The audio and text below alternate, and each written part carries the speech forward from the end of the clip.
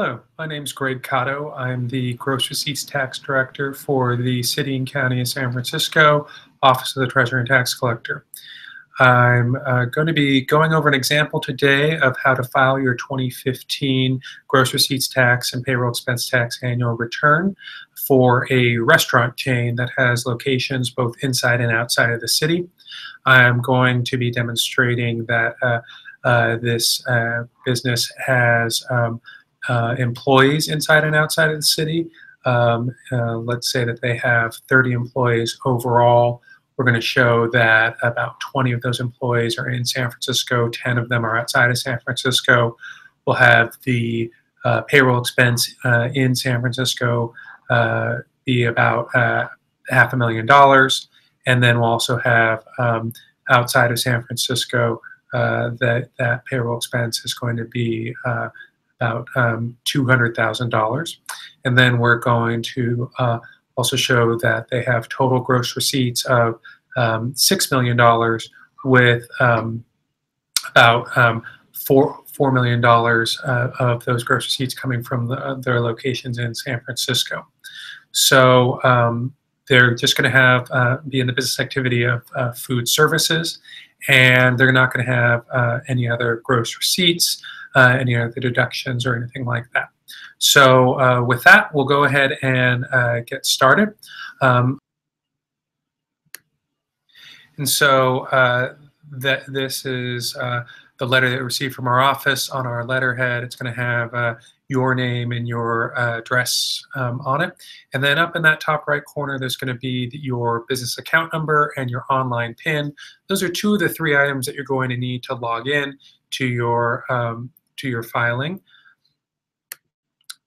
And that's in the notice. So you go to the web page, and right there on the left side, right under news, is File Online Gross Receipts Tax and Payroll Expense Tax 2015 Annual Return. So as you navigate to this page, you'll see a little bit of information about the if you're exempt from the filing, if you're below these minimum filing thresholds, then you don't have to file. You can go ahead and exit now. That'll take you back to our home page.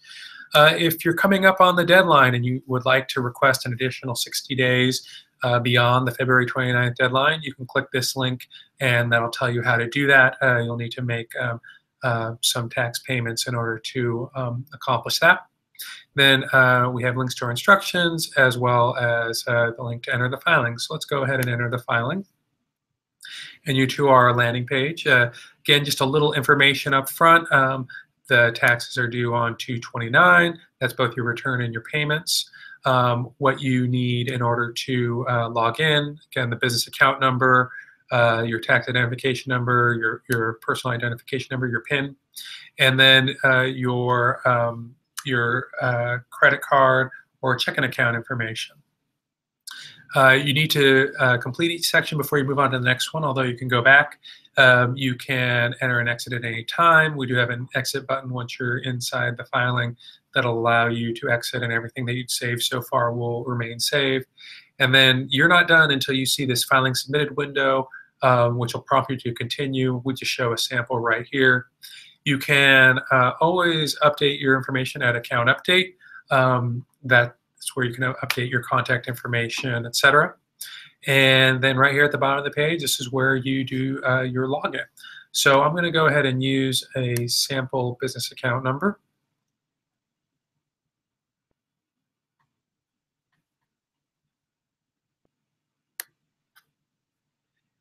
So we're at our first page here. This is asking if you have any taxable business personal property.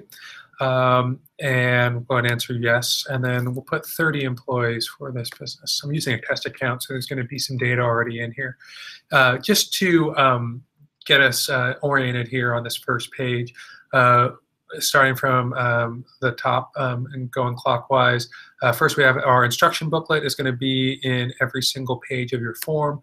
So you're going to see, here's the link, and that's your entire instruction booklet. You can click through and look through for specific information. We also have a link to our technical advisory, so if you're having any technical issues, something's not looking right in your browser, you're getting a weird error message, you can go ahead and look here to see if there's some troubleshooting information. As I mentioned previously, you can enter and exit at any time. Once everything you've saved, you can click exit, and that'll go ahead and take you back to our home page. You'll exit the session. Just as in past years, you click save and continue to move forward. New this year, you can click the back button in order to go back just one screen. We have a progress bar here. On every filing page, we're going to have your business account number and your business name. As I mentioned, this is a Texas account. And then we also have, this is for our internal use. It's just the filing session identification. Then we have these tabs at the top of the page that allow you to navigate through the form. You have to navigate sequentially, so these grayed out tabs you can't access yet. The tab that you're active on is the blue tab, and then once you've completed, it'll show up as green, and then you can go back and change things if you need to go back in the form entire sections. So as I mentioned, these are the survey questions. We'll answer yes, that there is business personal property, and that there are 30 employees. If I had questions about what this meant, you can click on hyperlinks with the questions. That'll take you directly to that question in the instruction booklet and give you a little self-help there. So I'll go ahead and click Save and Continue. Going to close this all out to show how you would see it as you first enter. So here we see the filing questionnaire. It's asking, this is really going to determine which way you go in your filing. So if you're a lesser of residential real estate, that's a residential landlord, then you would answer yes, and they have a specific filing, but that's not the case for this restaurant chain, so we'll answer no. Are you going for a tax credit, a payroll expense exclusion, or a limit? Nope, they don't qualify for this, so we'll answer no. And then here, you answer yes if you're going to be using the Simplified Online Easy. Now, the Simplified Online Easy is only for businesses that are in a single business activity doing business exclusively in San Francisco. That's not the case with this business, since it has locations inside and outside of San Francisco. So we'll go ahead and answer no. And we'll click Save and Continue. This next page is doing qualification questions to see if the businesses qualify for an in lieu tax on administrative office business activities. This is for large businesses that, among other things, have over 1,000 employees and over $1 billion in U.S. gross receipts. So very large businesses in San Francisco. So since this business only has 30 employees, they're going to answer no to this question and click Save and Continue. And now we're into the payroll expense tax portion of the filing. Here they will enter their total San Francisco employees. We'll go ahead and say 30. As I mentioned previously, there is about $500,000 in San Francisco payroll expense. We'll click Save and Continue. And now we have the filing summary for the payroll expense. So it shows the total amount entered. Had this business qualify for an exclusion, that would be listed here. The most common exclusion is the net new payroll exclusion for small businesses that have growth in payroll expense from year to year.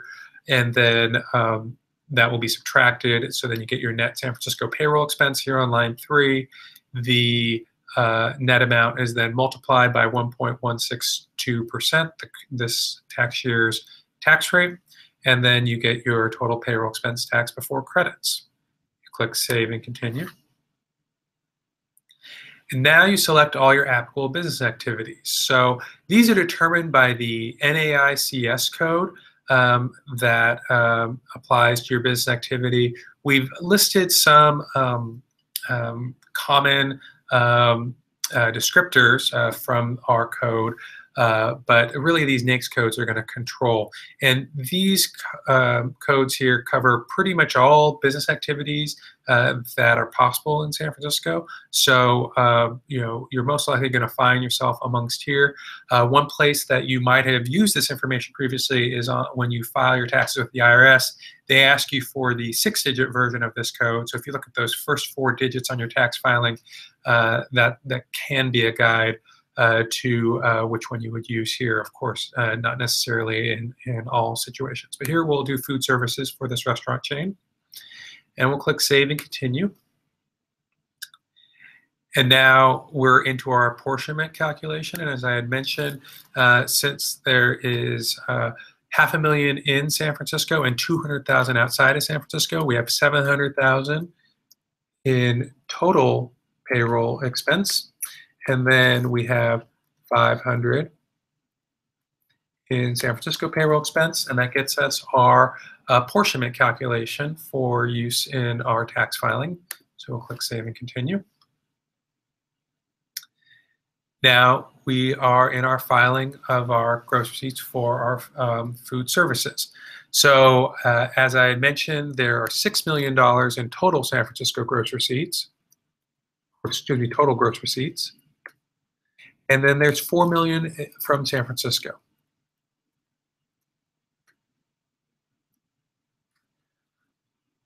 And then there would be an opportunity to enter any other items that are separate from sales. Of course, in this example, we don't have those.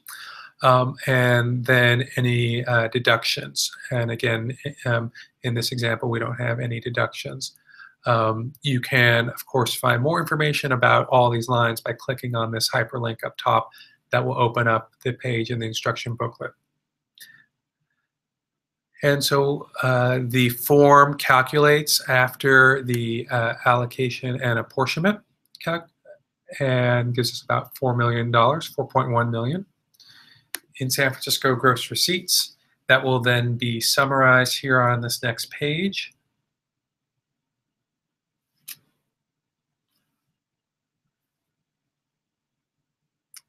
And this is really your opportunity to say, yep, I did it in food services. And in case you had any other business activities that you wanted to use, you could go back there and, of course, click on those green screens to do that.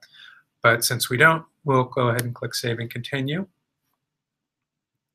And we'll have our calculation of our gross receipts tax.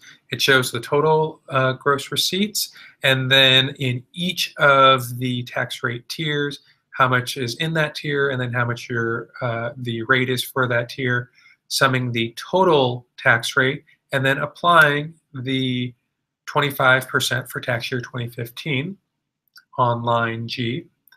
Then we will okay, so we are brought to the obligation summary page. Here's where you'll see your payroll expense tax for this taxpayer, which is $5,810, and the gross receipts tax, which is about $2,600. That's been brought forward from the prior screens. Line 3 is your payroll expense tax and your gross receipts tax after credits. Have there been any? There are none for this taxpayer under these facts. And then in line 4, this is where you can enter your quarterly installment payments for both the payroll expense tax and the gross receipts tax. So you sum up all of your quarterly installment payments for each tax and input them on this line. For your information, for taxpayers where we have the data available, we provided that in your notice. For some taxpayers that may not have been available, so it might not be in there, but just use your records in order to fill this in. And then line 6 is the net after installments, or excuse me, line 5 is the net after installments. Lines 6 through 9, if this filing had been late, would show the penalties, interest, and fees. And then that brings you to your net amount for each tax. And then that is added together for your total obligation due. Just to show you kind of how the form works here, let's say I had paid more than my tax liability in my quarterly installment payment. So go ahead and insert that here. And you see a new box has appeared. It's a checkbox that's already checked. And this, you need to leave this checked if you want us to refund your money. If you have your overpayment and you do not check the box, then you need to file a separate request for refund, or else you're going to forfeit your refund. Our office will not carry forward this amount into future years. So be sure to leave that box checked if you wish to receive a refund. I'm going to go ahead and zero this out so that you can see how the payment portal works. So we're back, and now we owe about $8,400 again. So finally, before we leave this page, you can check this box here at the left to designate 2.6% of your total tax amount to the Neighborhood Beautification and Graffiti Cleanup Fund, also known as the Community Challenge Grant Program, and that 2.6% shows up here in the box at the right. Alternatively, you may designate an amount that's somewhat less than that, as long as it does not exceed the 2.6%. So here I put in $200.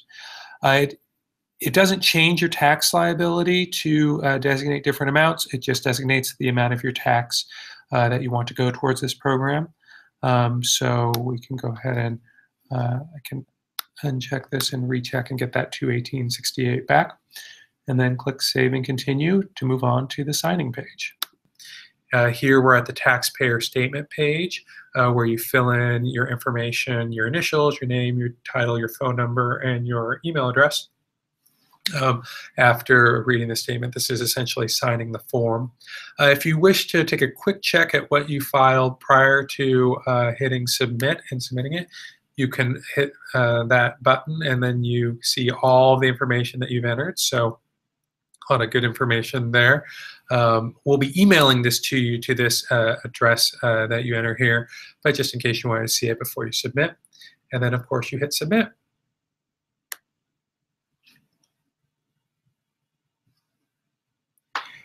Now the filing has been submitted. You see your filing submitted screen, and you go ahead and select continue. And you're taken to your payment options. Here you can access payment options. You can download a copy in order to save it or print it. And then you can email this to another address. Let's say you need to send it to a colleague or to a client. You can email it to them as well. I'm going to go ahead and click on the payment options. And here we're at the payment options, and this is a test account, so there's a number of items on it. So we'll go ahead and select the two that we want to pay right now, which is the 2015 tax liability for payroll expense tax and gross receipts tax, and it shows the amount due. Now let's say you wanted to adjust this to pay a different amount for whatever reason. You can do that here. You can make a change to that, and that'll change the amount that you wish to pay. Now, any unpaid amounts that are that you have after the deadline will continue to accrue penalties and interest. So make sure you're aware that if you decide to change the amount you wish to pay, but here you can go ahead and select that if you like. And you do have the option to pay online using a credit or debit card or an electronic check. I'm going to use a payment stub, which allows me to mail in a check with my payment, and here it is, your remittance detail. It shows how much I wish to pay and then the total amount that I can write on my check. And then on the back side of this paper, if you print it out two-sided, it shows you the P.O. box that you can mail it to, or if you want to walk it in, here is City Hall. P.O. box allows you to, by sending it by mail, that allows you to get that postmark on that, which is considered timely. So that's the filing experience. It's hopefully not too arduous, and it allows you to file all of your information if you are a business that is both inside and outside of San Francisco and is required to portion or allocate your receipts. Hopefully you found this to be helpful. We will be providing a number of other examples for different business types, and we'll be including links here as well. So thank you again, and good luck filing your taxes.